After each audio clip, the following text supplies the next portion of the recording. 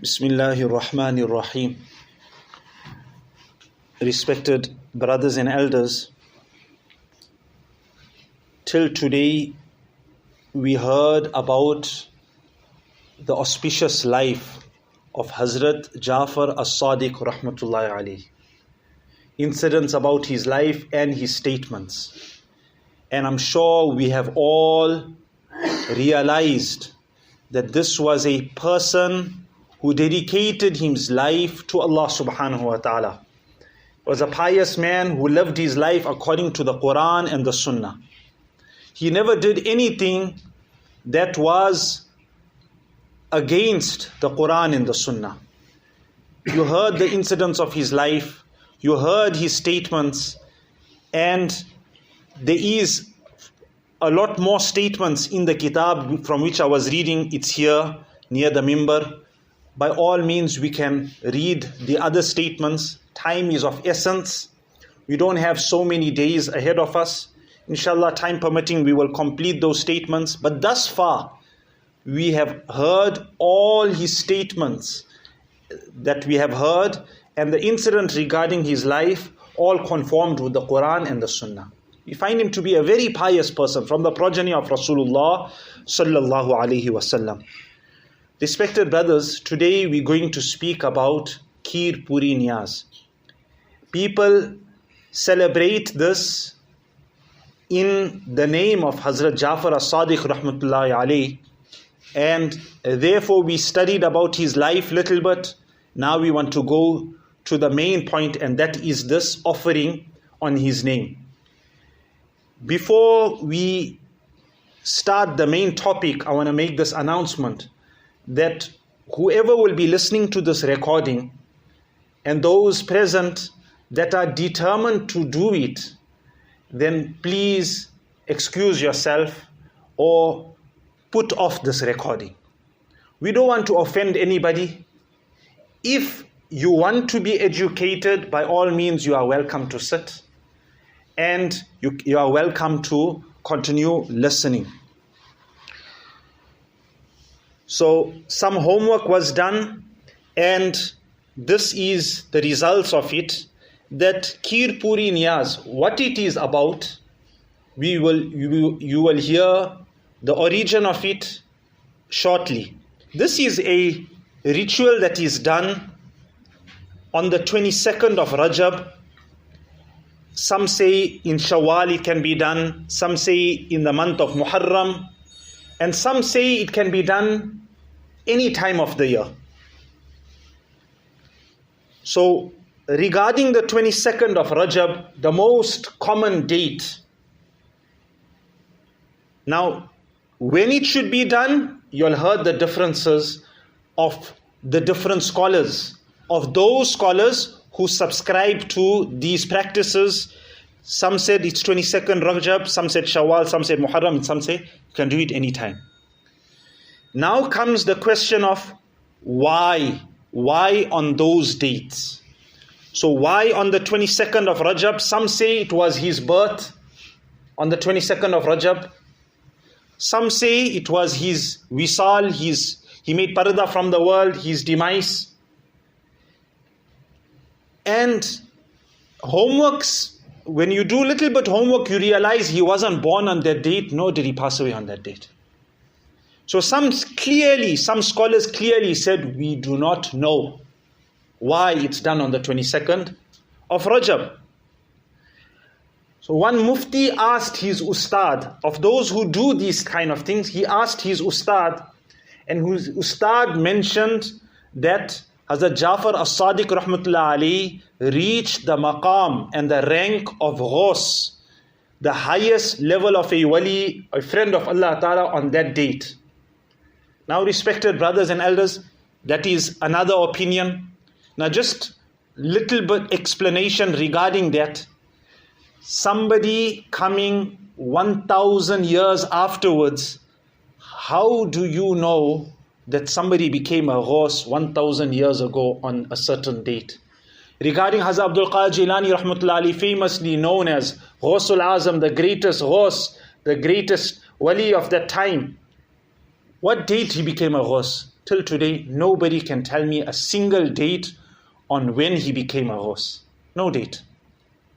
So nonetheless, some said the 22nd of Rajab was the date he became a ghaus.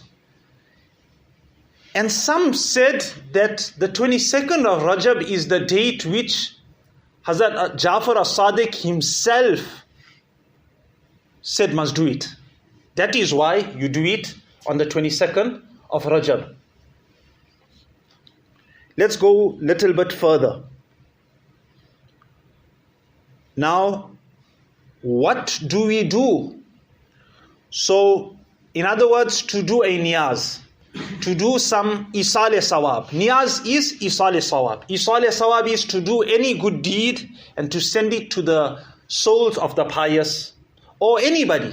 Isal sawab can be done, and that's a discussion of its own. It's established in the Quran, it's established in the Hadith. To do good deeds and confer the rewards to others. You will find this in the Hadith, not in the Quran, in my understanding. Now, so some scholars were asked regarding Kheer Puri Niyaz, does it have to be Kheer and Puri? He says no, it can be anything. Then some say, amongst the scholars who subscribe, they say it has to be done in a clay pot which holds the kheer separately with some puri. And now where it has to be done, some say it has to be done in a specific place. You cannot do it in any place. It has to be done in a place that is dedicated to that saint. Hazrat Jafar as-Saadiq, you got a place dedicated for him, only him. So in that place, inside there only, you can do it. And some say it can be done anywhere. Some say it has to be done on a specific time or date. And some say any time. Now what is this all about? For those who don't know, again, there's differences of opinion. What was the origin of Kheer Puri Niyaz?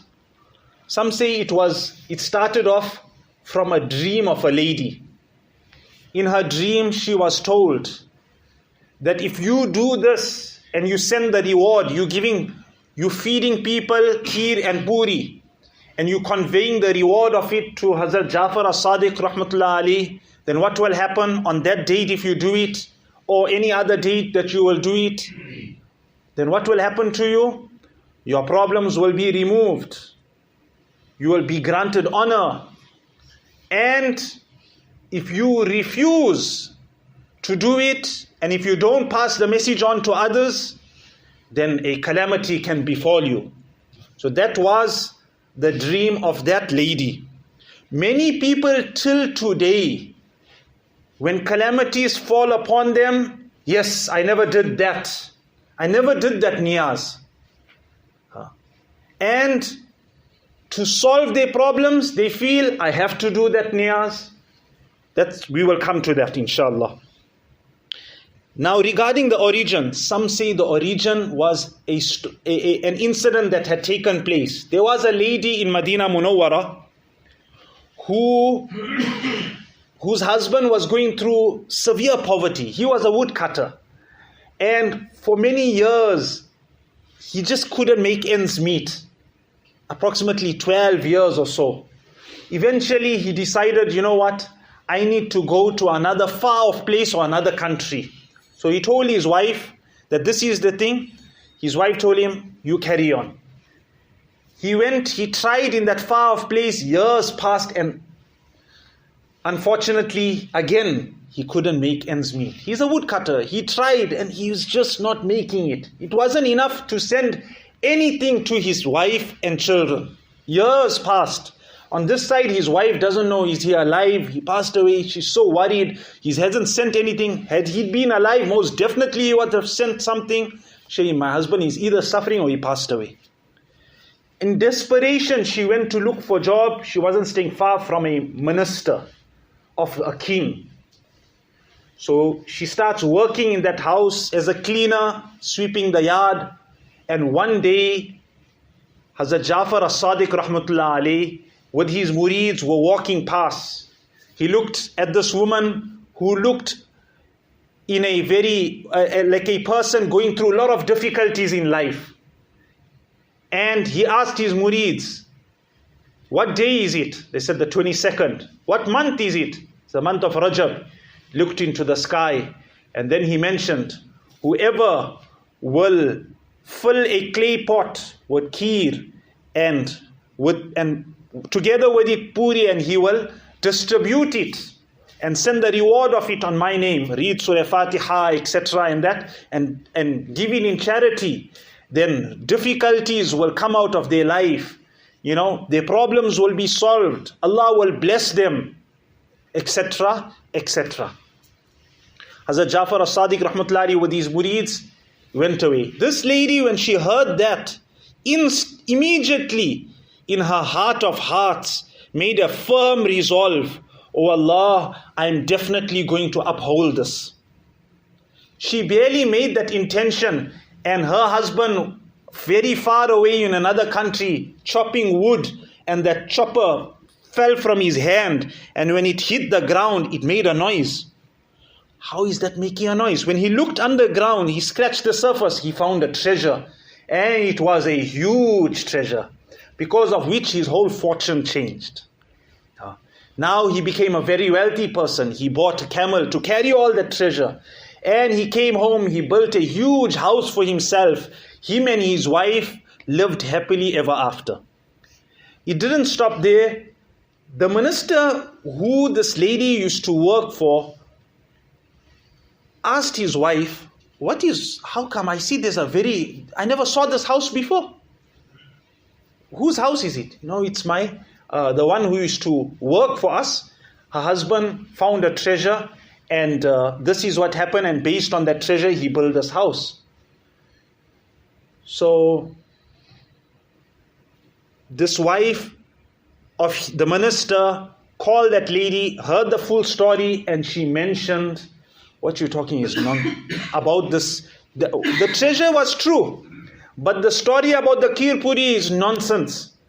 She merely mentioned that. It wasn't long thereafter when matters changed. The king of the time was told by a prime minister that certain minister who's staying over there, he's your enemy and you need to get rid of him. So the king got rid of that minister. Take away his house, take away everything. All the wealth belongs to you. He's a mischievous person. He's a, deceit. So now this minister, he's now walking out of Medina. He's got no place to stay. He's going through difficulties. As he's walking out of Medina, he's wondering, what's going on in my life? He asked his wife, do you have any money? She says, yes, I've got about 2 dirhams, 3 silver coins. We need to buy some food. He saw somebody selling watermelon. So he gave that and he bought the watermelon. And he wrapped the watermelon in his shawl. And shortly thereafter, he sees the king's soldiers coming, and he is being summoned in the court of the king. So he comes in the court of the king, who asks him, have you seen my son? He says, no, I haven't seen your son. My son is missing. What's in your shawl? He says, Wallah, inside my shawl is watermelon. When the king asked for that shawl to be open, they found the head of the king's son. He is shocked. The king said, lock this minister with his wife, lock them in prison. Tomorrow they'll be executed. Sitting in prison, the minister is thinking to himself, my wife, I can't recall committing any sin. Tell me, do you recall? She says, no, I can't recall doing any sin. Think properly, man. Think properly. What have you said? You must have said something. She said, you know what? This woman, she was telling me about the kheer puri from Hazrat Jafar as-Sadiq. And I said, no, you're talking nonsense. He says, yes, that is it. So make tawbah. They made tawbah. And shortly after making tawbah, the king's son was found. And when they looked in the shawl again, it was watermelon. And he got reinstated. the king of the time, when he heard the whole story, then he accepted it.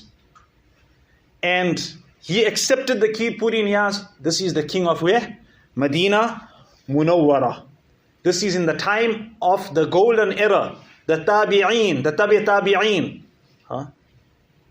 Within the first 300 years of Rasulullah sallallahu alaihi wasallam's zamana. Now, you heard what you heard, respected brothers. Let us now go to the next point, and that is, people have fear. If we reject this custom, then saw what happened to the minister. Something can happen to us. Respected brothers, let us think for a moment. The commands of Allah subhanahu wa ta'ala, clear commands in the Quran, in the hadith, of salah, of zakat, of fasting. Do we have that fear for leaving out these things? That people are leaving out salah on a daily basis. What's happening to them? People are committing sins clearly against Allah on a daily basis.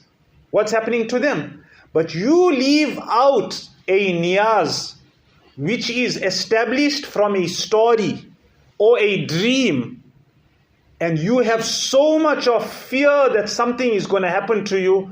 Is that not a clear indication that there's something wrong here? Allah's commands are clearly violated, and sin is being done by all of us on a day-to-day basis. That fear of Allah doesn't grip our heart, but we fear calamity if we leave out something which took place hundreds of years after Rasulullah sallallahu alaihi wasallam. Doesn't make sense. Now, respected brothers and elders, some scholars of those who subscribe to this view, one of the reasons why they say you can give anything, why they said you can give anything as niyaz for Hazrat Jafar as-Saadiq, the reason why they said you can give anything, because they also realized that in the Arab Peninsula, there's no such thing as kheer and puri. This is a dessert from India. And some scholars clearly, when they explain kheer puri niyaz, they clearly say that Hazrat Jafar as-Saadiq is from Medina Munawwara. This kheer puri is a custom from India. Clearly, the scholars of those who believe in this are saying that kheer puri got nothing to do with Hazrat Jafar as-Saadiq. So now you look at the differences of opinion amongst who? Amongst those who don't subscribe. No, we're talking about those who do subscribe. They say there's no link. Got nothing to do with Hazrat Jafar as-Saadiq. Now, did Hazrat Jafar as-Saadiq like kheer and puri? Did he even know about it? Like, let's face the facts. Somebody today says that Hazrat Jafar as-Saadiq rahmatullah alayhi, he used to have WhatsApp and Twitter. Will anybody believe him? Nobody will believe him. Hey, WhatsApp and Twitter came in the 21st century, or long after that. How can you like that? Kheer and puri had nothing to do with the Arab lands. Understand it well. So there's no link between Hazrat Jafar as-Saadiq and the kheer and puri. There's no link. What we know of him, what we know of Hazrat Jafar as-Saadiq, we heard what we heard. How? What an honorable life.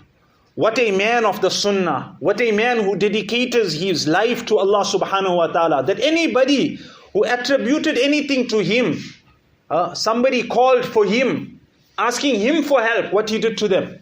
Says, oh water, take him. Like in the previous recording. Oh water, take him. When he turned his attention to Allah, then Hazrat Jafar as-Saadiq told his murids, okay, now pull him out of the water. He was drowning, now pull him out. Now he's turned his attention to Allah. The level of tawheed was so high in these awliya, in these friends of Allah subhanahu wa ta'ala, that they couldn't tolerate when anybody turned to them. They couldn't tolerate that. So can you imagine that same person is telling others that to solve your problems, Not salah, not zikr, not anything that will link you to deen and Islam. Clearly the Quran and the Sunnah. No. You must do Kheer, Puri, Niyaz. And do it with Fatiha and send the rewards to me. Can you imagine this, respected brothers? So what we understand is what we know of him and what they attribute to him and say it's out of love for him. My question to you is that love? I love the man so much that I will only attribute the Quran and the Hadith and the Sunnah to him. They love him so much that they will attribute desserts to him. Respected brothers, I will totally, not only me, but there are millions and millions, if not billions, of Muslims throughout the world who right out reject things of this nature, and nothing has happened to anybody. No calamity. In fact, we see the opposite. That those who firmly have attributed benefit and harm to certain customs, when you look into their life, you will find misery upon misery upon misery. Why? Because instead of holding on to the rope of Allah, the commands of Allah, the sunnats of Rasulullah sallallahu alaihi wasallam, they are now holding on to threads. Their iman has become so weak. So let us return back to the commands of Allah, to the sunnat of Rasulullah sallallahu alaihi wasallam. Wallah, this will bring more joy to the soul of Rasulullah sallallahu alaihi wasallam, Sahaba kiram, the Ahl Bayt, and all the awliya kiram. This will bring joy to their souls more than doing any other things which are clearly not found in their life. You believing what a lady said and her story or some dream, our deen is not based on dreams except the dreams of the Anbiya alayhimus salam. Anbiya alayhimus salam's dreams are wahi. Sahabi's dreams are not wahi. Awliya kiram's dreams are not revelation. No ummati's dreams are revelation. We don't have to follow anybody else's dreams. We have to return. The real mission of the Ahl Bayt and all the awliya was to establish sunnah in this life and to pass it on to others. Allah subhanahu wa ta'ala give us all correct understanding and save us from all things, all fears. People not long ago would send us chain messages that we're sending you this message, and in the end of the message, they would say, Nabi sallallahu alayhi wasallam said that who refuses me, Allah will refuse him on the day of Qiyamah. So fear, and if you forward this message, if you don't forward the message, then fear on the day of Qiyamah. It mustn't be that Allah will refuse you. And if you forward this message, then you will see within 24 hours how much blessings will come in your life. With that fear, how many people start spreading those messages? Instantly when I see that message, delete. Nothing happened and only good comes. Alhamdulillah. No other evil. So we shouldn't have the fear of anything or anyone besides the fear of Allah subhanahu wa ta'ala. Wa akhiru da'wana alhamdulillahi rabbil alameen.